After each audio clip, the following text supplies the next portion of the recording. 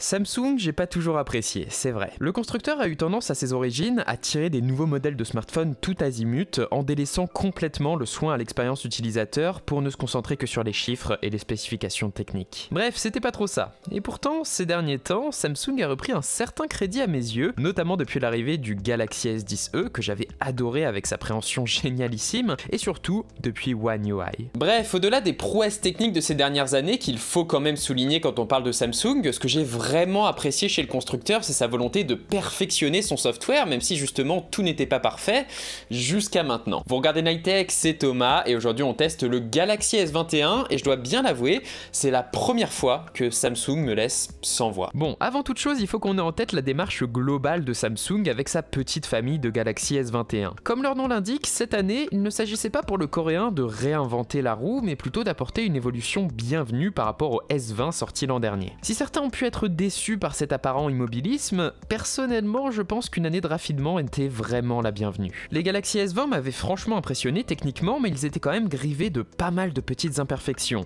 Une autonomie franchement limite, notamment pour nos modèles Exynos, des petits problèmes de gestion de leur immense capteur photo, un mode 120 Hz assez énergivore à l'époque.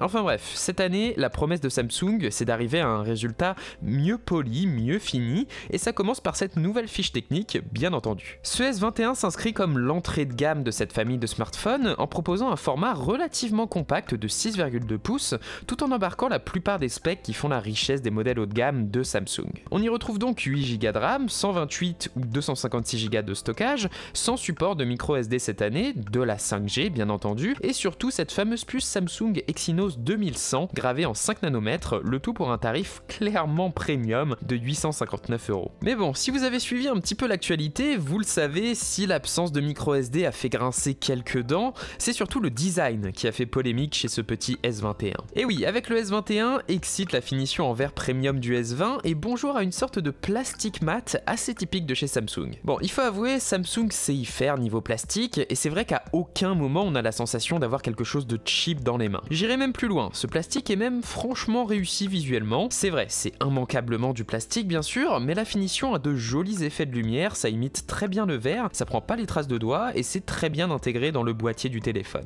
Bref, c'est correct. Autre petite touche visuelle sympathique, Samsung a décidé de pleinement assumer son module photo en le laissant courir sur la tranche du téléphone, ce que je trouve très bien vu. On passe ainsi d'une espèce de contrainte technique à une sorte de parti pris visuel, c'est très sympa je trouve et ça donne une vraie identité au S21, bravo à Samsung sur ça. Mais bon, le vrai problème de ce plastique, c'est qu'effectivement sur un smartphone à ce tarif-là, c'est dommage de se passer d'une finition en verre. Enfin bref, globalement le Galaxy S21 a quand même une construction franchement réussie avec des tranches en aluminium qui inspirent confiance et le plastique a même pour avantage de ne pas être sensible à la casse, c'est toujours cool, et surtout d'être relativement léger, chose qu'on apprécie vraiment étant donné que ce Galaxy S21 a des dimensions somme toute assez raisonnables. Et oui, ne vous laissez pas avoir par sa taille d'écran de 6,2 pouces, le Galaxy S21 est bel et bien un smartphone relativement compact, même s'il n'en oublie pas de proposer un très bon écran. De l'AMOLED Full HD+, au format 29e, percé d'un minuscule trou pour accueillir la caméra frontale, c'est vraiment très agréable au quotidien. Ce format allongé est d'ailleurs parfait pour parcourir vos timelines Instagram ou Twitter, et la qualité Samsung est vraiment au rendez-vous. Les couleurs sont éclatantes mais pas exagérées, et c'est clairement une des dalles les plus lumineuses que j'ai jamais vues, c'est vraiment très cool niveau rendu. Cet écran est flanqué de 2 haut-parleurs stéréo de bonne qualité d'ailleurs, idéal pour un petit peu de musique de fond, et surtout pour suivre une série ou une vidéo sur YouTube. L'autre petit add-on sympa de cet écran, c'est son nouveau capteur d'empreinte sous la dalle, désormais absolument irréprochable, j'ai rien à dire à ce niveau-là. En plusieurs semaines d'usage, il s'est montré vraiment rapide et fiable, pas de souci. Au-delà du multimédia et de la biométrie, le Galaxy S21 vient fixer un des problèmes qu'il y avait avec la génération S20, à savoir leur fréquence de rafraîchissement de 120 Hz fixe, plutôt énergivore. Ici, Samsung a opté pour une formule plus intelligente en proposant une dalle dynamique AMOLED, à savoir un écran qui va moduler lui-même entre une fréquence de 48 images par seconde et 120 images par seconde en fonction de l'usage que vous avez de votre téléphone. Ça fonctionne, c'est imperceptible à l'usage, ça permet d'économiser de l'énergie, enfin bref, c'est malin, c'est très bien. Quand on combine cette dalle 120 Hz au processeur Exynos 2100, on obtient une fluidité et une rapidité d'exécution juste incroyable. On est clairement sur un smartphone qui n'aura aucun souci à faire tourner tout ce que vous voulez pour les années qui viennent. Bref, tout ça c'est super cool, il y a même du mieux par rapport aux années précédentes, mais on est d'accord que ce soit la dalle de qualité ou les performances, globalement c'est des choses qui étaient déjà là avec les précédentes générations de chez Samsung. La vraie nouveauté c'est que cette année Samsung semble enfin enfin avoir pris le temps d'intégrer tout ça proprement dans son téléphone, en faisant même quelques décisions sages et réfléchies en matière de technique. La première, c'est le choix d'une définition Full HD pour l'écran du S21 contre QHD pour le S20. Pour moi, c'est une excellente décision, y a pas à dire. Sur un écran de cette taille, la Full HD est déjà plus que satisfaisante, d'autant qu'il fallait auparavant se passer du 120 Hz pour utiliser la définition QHD de toute façon. C'est même pas un sacrifice quelque part. D'autre part, la fréquence de rafraîchissement adaptative et la définition plus raisonnable du S21 lui permettent d'avoir enfin une autonomie correcte. Avec sa batterie de 4000 mAh, on n'est certes pas sur l'autonomie la plus confortable du siècle, vous pourrez le tuer en une journée en forçant un petit peu votre usage, mais j'ai pu la plupart du temps finir très confortablement une longue journée avec autour de 30% d'autonomie. Dit comme ça, c'est vrai que ça peut paraître un petit peu moyen, mais il faut garder en tête, bon, déjà que j'ai des journées plutôt longues, mais surtout que le S21 est un smartphone de taille raisonnable, avec un écran 120 Hz. C'est quand même pas mal d'arriver à ce résultat-là avec ses specs. Bon, l'inconvénient, c'est qu'on ne retrouve plus de chargeur dans la boîte cette année. Le S21 utilise de l'USB Type C Power Delivery standard, au moins, c'est toujours ça, mais bon, c'est quand même assez drôle, sachant que Samsung s'est copieusement moqué d'Apple pour avoir fait ça il y a seulement quelques semaines. Autre élément intéressant, c'est la première fois que je n'ai pas l'impression de pouvoir faire cuire un œuf sur un Galaxy S, chose qui m'a toujours marqué avec les smartphones du coréen dotés d'une puce Exynos. Bon, l'Exynos 2100 a toujours une petite tendance à chauffer, on va pas se mentir, ça se ressent dans la main, mais ça m'a beaucoup moins choqué que les années précédentes, donc pour moi c'est un plus. Enfin bref, d'un point de vue matériel, c'est très cool, on sent que Samsung a passé du temps à peaufiner sa formule plutôt que d'essayer d'intégrer les dernières fonctionnalités à la mode, et c'est exactement ce que je leur demandais personnellement. Mieux encore, Samsung a adopté cette même ligne de conduite sur son software, ici One UI 3.1, basé sur Android 11. J'ai toujours apprécié la démarche de One UI depuis qu'il est arrivé sur le marché pour enfin permettre à Samsung d'avoir une formule logicielle qui lui soit propre,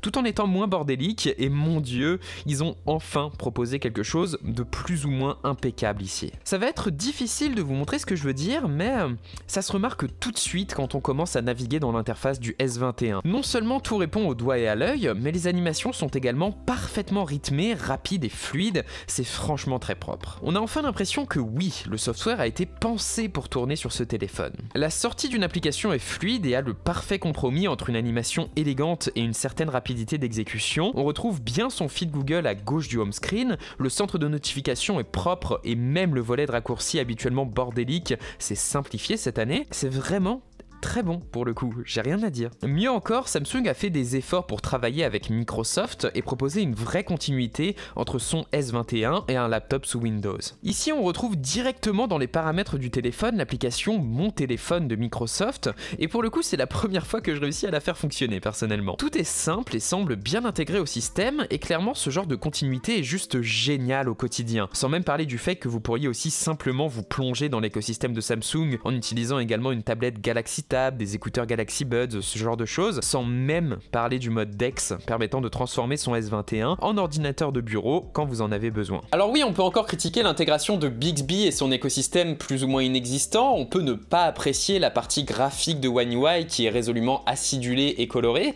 mais force est de constater que, objectivement, j'ai rien à reprocher au software de Samsung cette année, enfin c'est vraiment simplement très propre. Allez, pour la forme, disons que les réglages restent un petit peu bordéliques, et effectivement Samsung promet 3 années de mise à jour, il me semble, peut-être 4, ce qui est très correct, mais ça gagnerait à être encore un petit peu meilleur. Et enfin, je m'attendais à critiquer un petit peu la partie photo de ce Galaxy S21, mais encore une fois, c'est très propre. On retrouve quelque chose de très classique, avec un grand angle et un ultra grand angle de 12 mégapixels, en plus d'un téléobjectif x3 de 64 mégapixels. Alors oui, Samsung aime toujours les couleurs saturées, mais franchement, au-delà de ça, la qualité des clichés et le piqué qui sort de cette caméra sont franchement appréciables, en plus d'avoir cette impression, vous savez, de profondeur dans l'image qui démarque les smartphones haut de gamme du reste de la mêlée. Le seul reproche que j'ai à faire, c'est que Samsung met en avant un zoom x30, alors que bon, très clairement, au-delà d'un facteur de 6, les résultats sont franchement moyens. A l'inverse, la 4K est vraiment excellente ici, et très sincèrement, je n'aurais aucun scrupule à filmer avec ce S21 plutôt qu'avec mon iPhone 12 Pro. Bref, pour conclure, le S21, c'est enfin une formule que je considère parfaitement maîtrisée venant de Samsung. Bien sûr, à vous de voir si son autonomie et l'usage de plastique vous convient, mais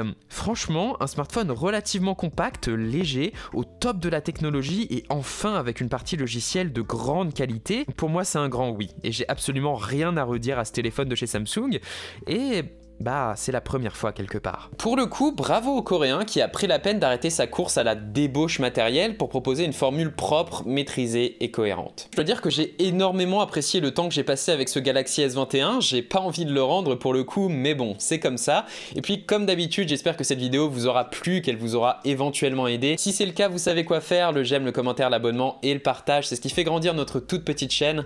C'est grâce à vous et je vous en remercie. Et moi je vous dis à la prochaine les gens. Allez, salut.